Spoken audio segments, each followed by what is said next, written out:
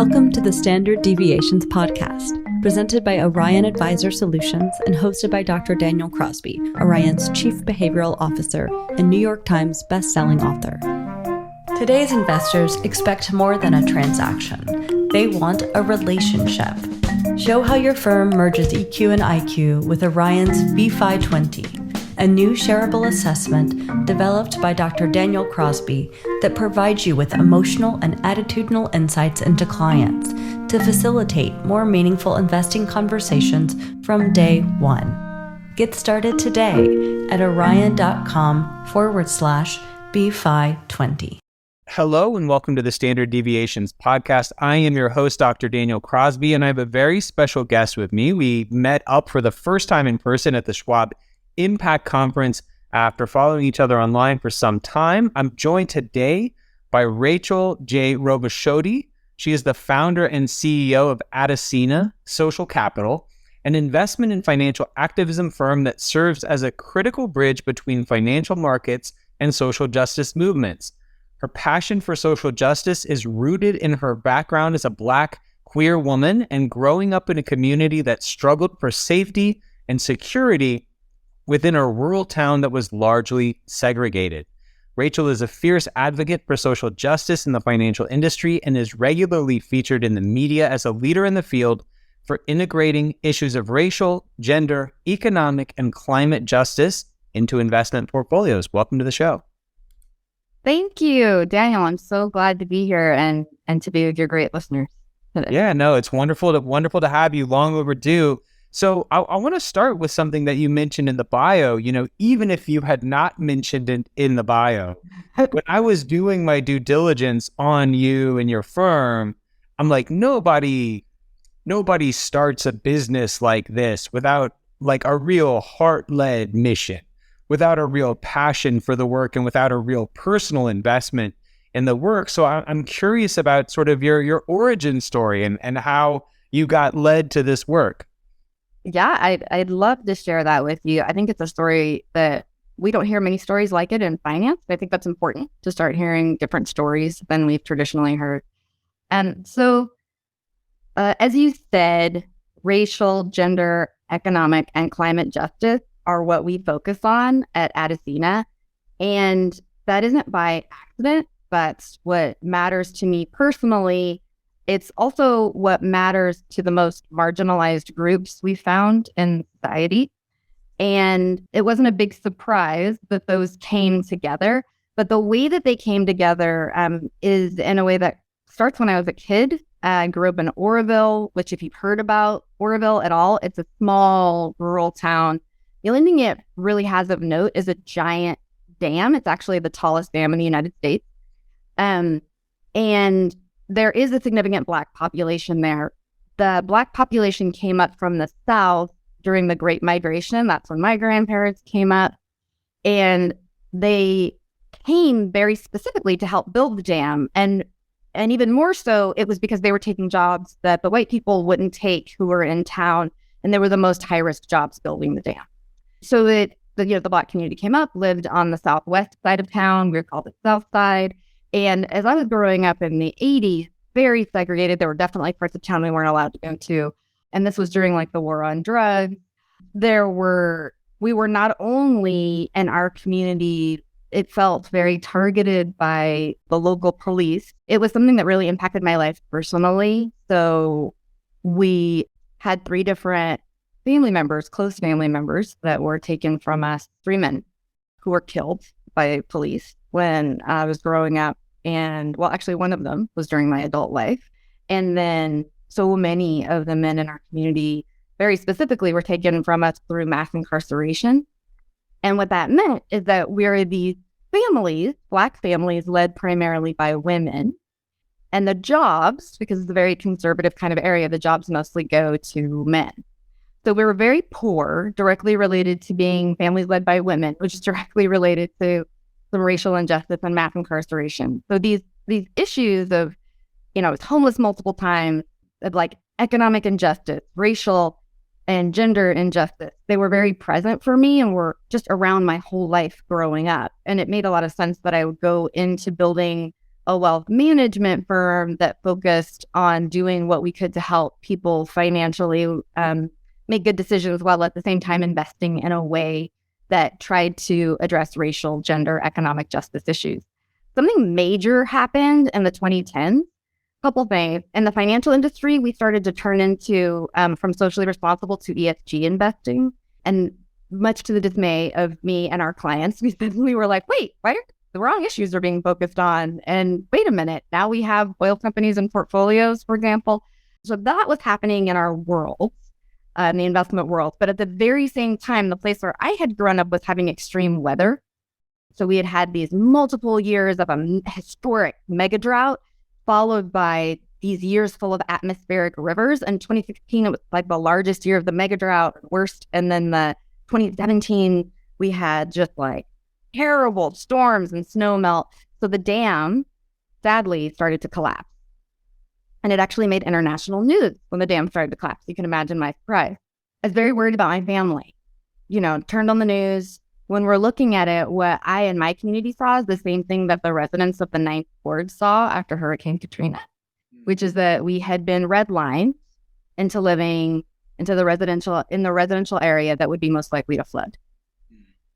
And that's really major because the Black folks came up there to take those highest risk jobs, often gave their lives to build a dam in a town where we were targeted racially, where we were impoverished, and now where we would be the first to be washed away. And it's always these most marginalized communities that are sounding the alarm bells for what doesn't work about society. And I felt very clearly like, oh, it's not just that racial, gender, and economic justice are intertwined. It's climate justice as well. You cannot pull these pieces apart. It's going to be these same marginalized communities who are like the canaries in the mine about this. And so we really need to be listening to them because we're always going to keep localizing our societal problems in one specific set of folks. So that was the year that we actually started building Adasina Social Capital, which was a different way of addressing these kinds of very large systemic issues of racial, gender, economic, and climate injustice using our collective resources in public markets. So that's kind of how all of that came together. It's a beautiful explanation. If you would, you started to touch on it, but for those who are unfamiliar with redlining, can you talk a little bit more about what redlining is? And I think some of the areas of focus for Adasina are immediately apparent to folks, how they would help marginalized people. And then others like climate, I think are maybe less obvious. And you started to touch on it, but could you touch a little more on why something like climate change, which I think most people would or many people would assume would impact people of all stripes, maybe impacts the most marginalized the most? Yeah, absolutely. So if people aren't familiar with it, redlining is something that happened in communities all across the United States. We have federal agencies that help to, like Fannie Mae, Freddie Mac, that help to ensure that mortgages are being made and encourage home ownership. And those federal agencies and banks together put rules in place that either made loans completely unavailable or were specifically some of the least attractive, least beneficial for those communities, those types of home loans available to people. It accomplished a couple of things. One, it decreased rates of home ownership, which is where most Americans store the vast majority of their wealth. But secondarily, what it did was it only allowed for home ownership and any of like the government supportive programs for that in very particular areas that were generally considered the least attractive areas to live. And so what it did was it kind of guaranteed a market for the least attractive places to live. And it ghettoized, it like pulled together all of the Black populations and other populations that were not seen as the ones that you wanted in your particular neighborhood. And kind of at an institutional government-wide level, it ensured that you had segregation so that you could have what many people thought of as like nice white neighborhoods separated from the poor Black neighborhoods usually. So that's what I'm talking about when I say redlining. When I'm thinking about the communities that are redlined into living into flood zones, and by the way, it's not just the flood zones, but many other places that are like less attractive. What I mean is that those who are most impacted by issues of racial, gender, economic injustice, they are our kind of discard population. They're the population that takes all the economic hits and the safety hits, right? And these are the populations that you're going to put into the less attractive neighborhoods. And often those neighborhoods are less attractive because they have high risk of flooding and sea level rise and wildfire risk. And what I'm hoping to convey is that if we're going to solve these large societal problems, I think we're all starting to get the message. COVID helps with this, that we're deeply interconnected as a human race. If we're going to solve the deepest problems of the human race, we're actually going to look at where we're ailing the most. And it's in these marginalized communities where overlapping disadvantages come together, and communities like mine, where I grew up. So I built a whole firm and an investment strategy specifically around pulling in the wisdom of those who are closest to the problems, but farthest from the power, bringing that into an investment process. Yeah, I love that. I want you gave me permission to go off script, and I'm taking permission, and we're doing it because let's do it. Yeah, I really appreciate you sharing your story with us, especially the more there's a story of loss and the more intimate parts of that story. It's obvious to me why you wanted to get involved in social justice. I think what I would love to know more about is there's many ways you could have approached that. You could have been an attorney. You could have been an artist. You could have been a community art organizer. I mean, you could have been a million things, right? And sort of spoken out against the injustices that you saw. Why did you feel that finance was the best tool at your disposal to make the world to make the kind of changes you want to see in the world? Oh, I'm really grateful you asked that question. I thought about being an attorney. In certain ways, I am and always will be an artist. And I grew up and, was lighter skinned than the rest of my family and had more white appearing features. White people interacted with me differently than the rest of my family. I had more advantages. And I needed to go into an industry where I could make enough money to support my family. And so helping people make financial decisions seemed like a great idea. I graduated at the age of 15 and went to college. And that's kind of this has been my career the whole time. I've been in the industry since 99. So there is definitely I had an aptitude for this for sure. There's also a very practical element, which is that we have these big societal problems. These are collective level problems. And what they're going to take is our collective resources to address them and make large systemic impact. And all of our collective resources, I shouldn't say all, the overwhelming majority of our collective resources are bundled up into the public markets. It's where our retirement savings are, right? It's where our long-term investments are. And I know from being a long-time values-aligned investor what's possible when investors come together in solidarity to work on certain issues. I just felt like we weren't working on the right issues in the right ways. And so it felt important to me. We're in a capitalist economy. In that kind of economy, wealth is power. All the wealth is in public markets. That's exactly where I was going to be going in order to try to bring that collective wealth together, in order to bring power together to address our collective problems. And we've had some really tremendous results and some huge impacts, especially for a firm that's, considered on the newer end of asset managers. Yeah. I'm familiar with a host of other ESG type providers of asset management, but I think you're really doing some unique and special things. And I want to talk about those differences right now. Yeah. One thing that I'm sitting here taking notes, and one of the things that I noted that I think is really going to stick with me from our conversation is that those with the most to say, right? Those who have this sort of early warning sign into these societal problems, as you've made the point, a lot of times have the least power and the least voice. So one of the things that you're doing, I forget, you put it very beautifully, but it was something like people who are closest to the problem, people who are the closest to problem, we're going to help you get the kind of data that you need. Mm-hmm. One interesting differentiator about Adasina is that your data is sourced in part from community sources directly from the people that are most impacted by the things that you're fighting for. So could you speak to how you get this data, how it differs from more traditional data sources, and how it augments your investment process? Absolutely. To put it really simply, we go to the communities that are most impacted by issues of racial, gender, economic, and climate justice, and we ask them how investors can advance their goals. So I'll give you a really quick example, and I'll we'll stay with this example throughout, because it'll help highlight a lot of different points. But the Me Too movement really, blew up in 2017. And the investment world really felt like they needed to respond. There was a lot of client demand for investments that addressed the Me Too issue and gender justice related. And the investment community kind of looked around at its data, honestly, mostly talked to itself, and decided that women on corporate boards was a good measure of gender justice. And many investment firms, many asset managers started putting together portfolios that were based on women on corporate boards.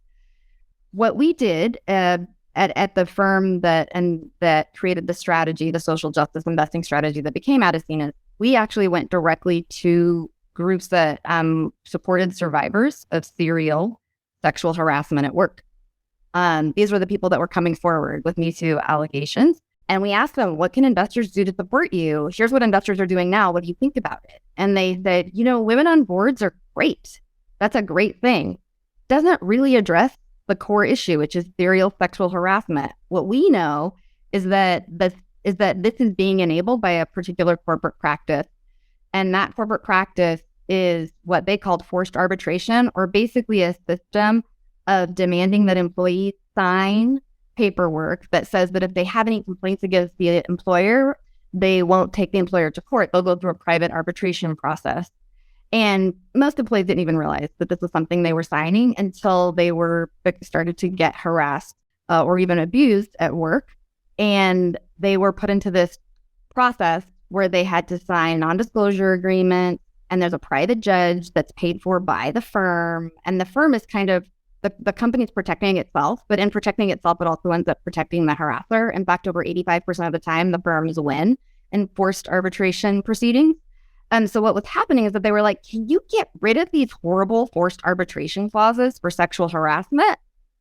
We looked around, talked to the rest of finance, realized we don't have any data on this. So we actually started to gather the data from the 3,600 publicly traded companies in the United States and checked in to say, where do you stand on this issue?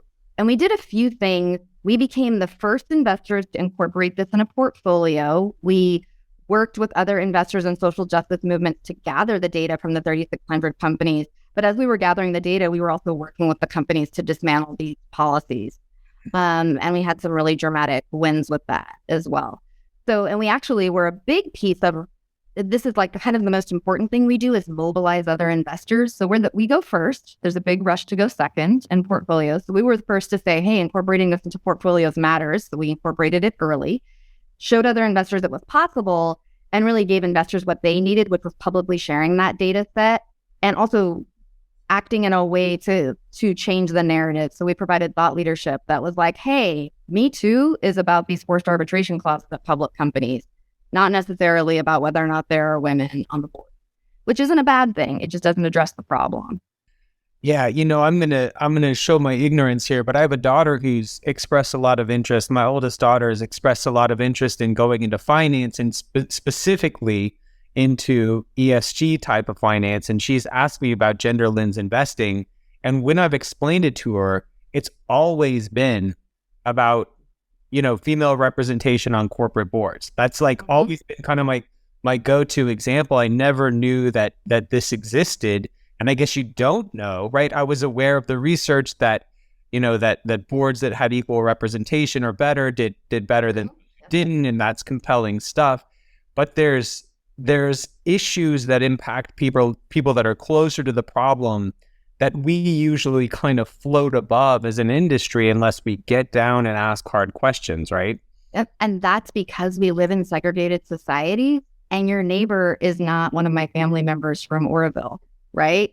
the people that you talk to about these things in finance are generally other finance folks. And quite honestly, people who have power, we're investors talking to each other about what we should do about problems that are impacting us, that are mostly impacting other people. Like forced arbitration disproportionately impacts women, African American, and low wage workers. There are studies that showed us that. We went and actually talked to those people. You come up with different answers when you talk to those who are most impacted. So just to be clear, women on corporate boards is important. It's something that we look at too. But I would never have thought that was doing something to address the Me Too movement. And what we wanted to really do was have an impact on the underlying issue. And so that's why we gathered a novel data set and mobilized investors to start working on this issue. So on your website, I read a piece that was sort of touting some of the success you've had about getting rid of these forced arbitration clauses.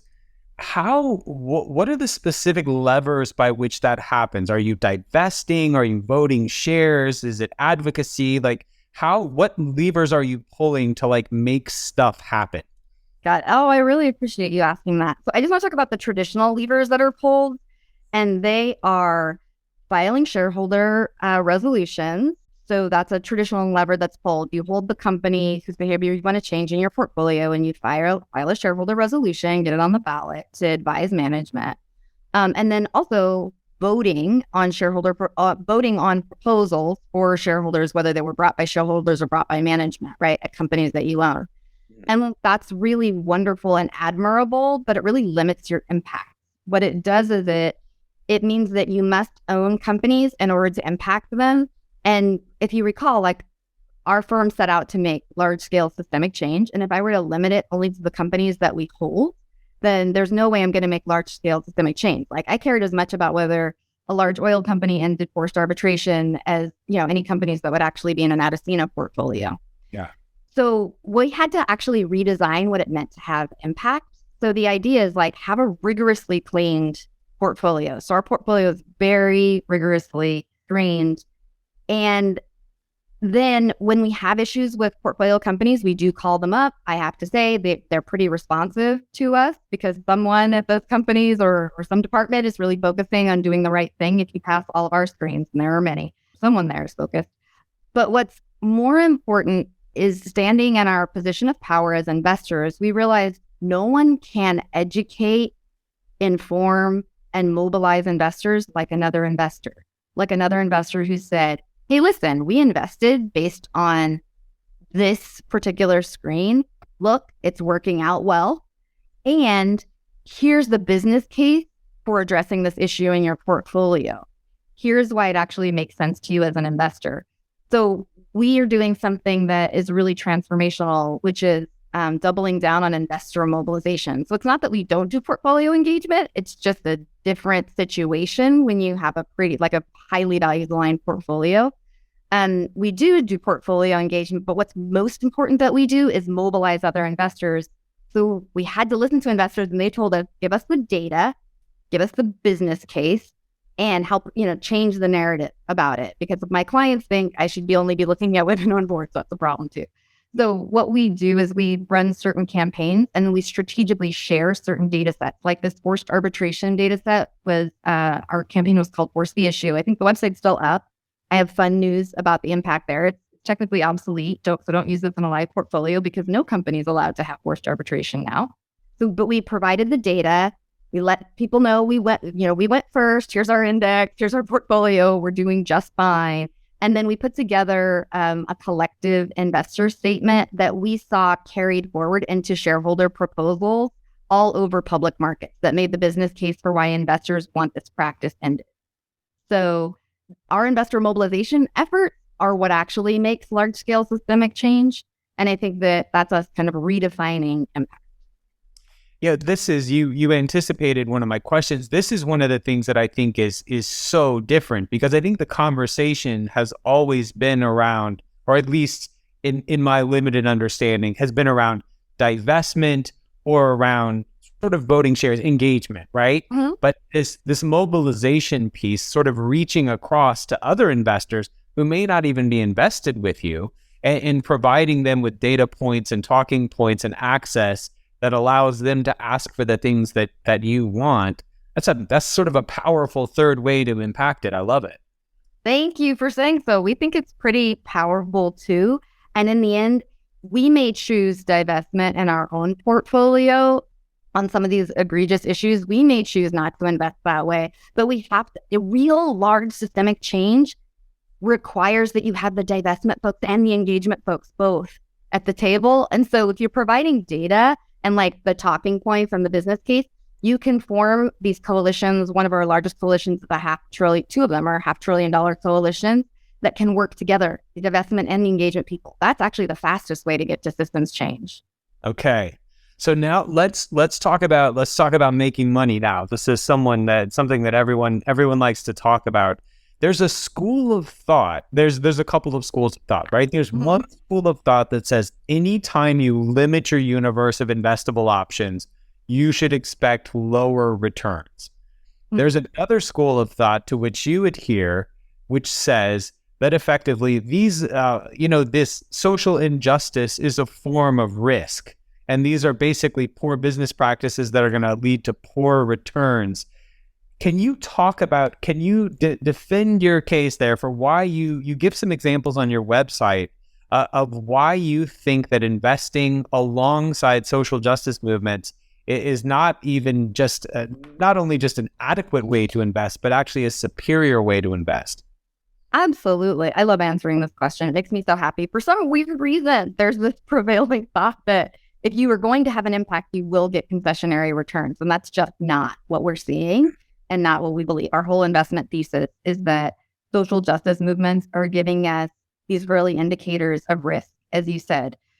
So in 2020, we did a couple of studies. This is the year that Adasina launched. One was on racial justice, one was on climate justice. And just to kind of pull in some data points to share with you, a big issue around racial justice in public markets is investment in private prisons that actually make money off of mass incarceration in the United States, which we know has always been racialized. And so there's a couple of private prison companies. One of them is called CoreCivic. And in 2012, this is kind of before the Black Lives Matter protests start, in earnest anyway, but CoreCivic's share price is up 74% in a year when the S&P 500 was up 16% overall. Yeah. In 2014, the Black Lives Matter work begins, and also the Racial Justice Investing Coalition, which we're in leadership on, begins. And the Black Lives Matter protest had a particular focus on mass incarceration and lifting up the role of private prisons in perpetuating this. In 2020, we know George Floyd was murdered. 20 million people flood the streets. The Black Lives Matter protests are larger than they've ever been, with a sustained focus on mass incarceration. And in 2020, CoreCivic was down 62% in a year when the S&P 500 was also up 16%. So what we see is we're like, oh, wow, we've never had private prisons in our portfolio. And in 2020, we're very happy if you did not. But the social justice movement were giving us very early indicators of that, 6 years in advance, right? You had these kind of early indicators. In terms of climate justice, just look at the difference between 1980 and 2020. In 1980, almost 30% of the S&P 500 was oil and gas, right? 7 of the 10 largest companies in the S&P 500. Of course, we've had so much climate activism. In 2014, we had 400,000 people in the People's Climate March. In 2019, you have 7.6 million people on a global climate strike. When you get, 20 years later to 2020, and you look at how much of the S&P 500 is consists of oil and gas, it's 2.3%. It's actually the smallest component of, the S&P 500. And we've since then had a few bumps in oil and gas, but it's never getting back to that 30% ratio there. It really is becoming a stranded asset. So those are two kind of specific issue examples. But if you just look at the Adasina Social Justice Index performance, you can look at the index, and of course you can't invest in an index, but if you're just looking at the index, which is kind of proves out our investment thesis, if you compare that to the FTSE Global All Cap, which is an unscreened index, the Adasina Justice Index it's down 13.62% this year. But when you compare that to the FTSE being down 14.69%, you start to see that there's a difference there. And this has been something that's been consistent over time. If you go back a full year, we're looking at negative, 9% versus negative 11%. So, it's been a down market, but we can really see our investment thesis play out the most clearly in risk mitigation, which is more easily seen in these down markets. So to me, it's like, no, you can have tremendous impact and outperform. This is something that is not only possible, like it's happening.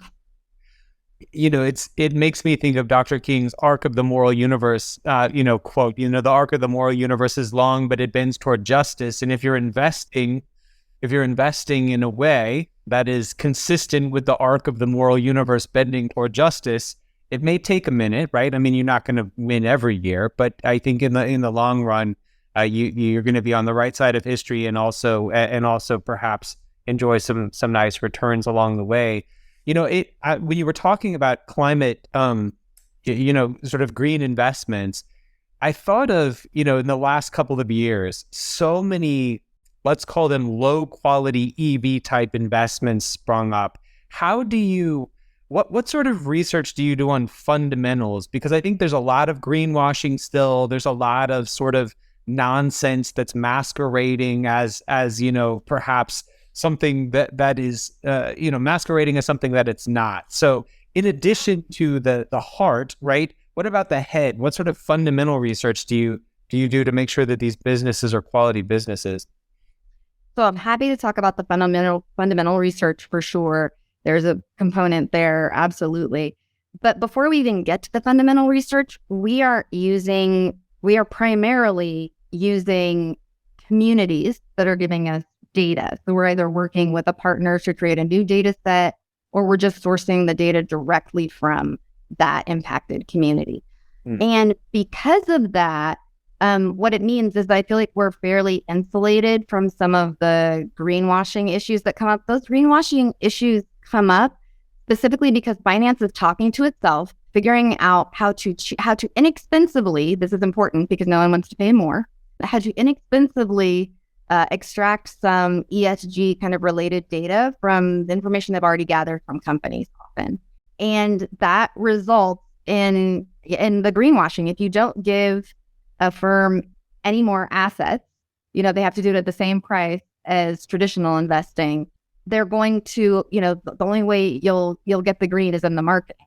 You won't actually get underlying systems change or a change in the portfolio. So I believe that because we start out using different data sources, so for example, we get our data on what it means to be in alignment with Indigenous people's rights directly from First Peoples worldwide, right? We have Black Lives Matter, Color of Change, many different, organizations we're looking to for guidance on how we're addressing issues of racial injustice, as well as First Peoples worldwide.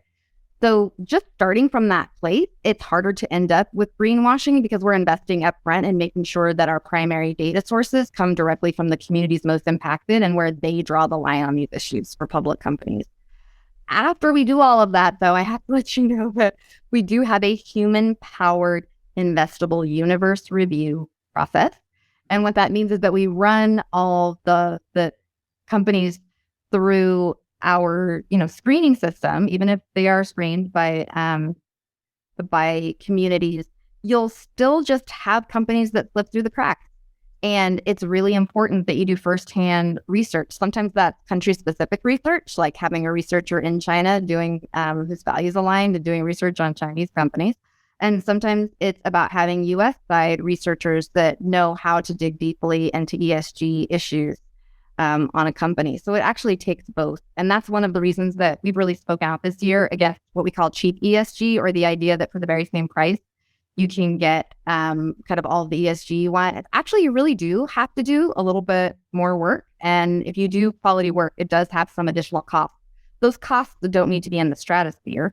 Our HEF is 89 basis points. It's, not over 1%, but that's not as low as some of these very large ESG funds that are like 5 basis points. Right. Yeah. So, it's been a rough couple of years, I think, from a PR perspective for ESG. I think there's been some really pretty vitriolic, is the word, attacks against ESG which of those critiques are fair? I mean, I guess you touched on it a bit in that last piece, right? Is it being more of a marketing effort than a grassroots movement? Are there any other critiques of ESG writ large that you think are fair? And if someone is trying to sort of separate the wheat from the chaff, how can they tell what's real ESG? What do you look for in a real ESG provider? And when do you know you're being marketed to? Got it. That's a really great question. I do think some of the greenwashing is a fair critique. We've seen it a lot, where maybe you have a gender lens fund that also has weapons in it. And it's like, is that really a values aligned portfolio? And ultimately, like, what are the investors or those most impacted? Like, what do they care about? They probably don't want weapons in their fund. What I think investors can do, we wrote about this in an article about like the 3 questions investors with social justice values should ask. And I believe that the most important things are to ask, what are the issues? How are they being measured? And who is determining impact? So just really briefly, what are the issues? That you can just read that from the basic description and right in a perspective. Is the issue, like if you're investing in a fund, is the issue only environmental, or are they looking beyond that? Is it actually racial, gender, economic, climate justice focused? If you have social justice values, you probably care about a combination of them. The second question I said is, how are the issues being measured? This was classic with forced arbitration, right?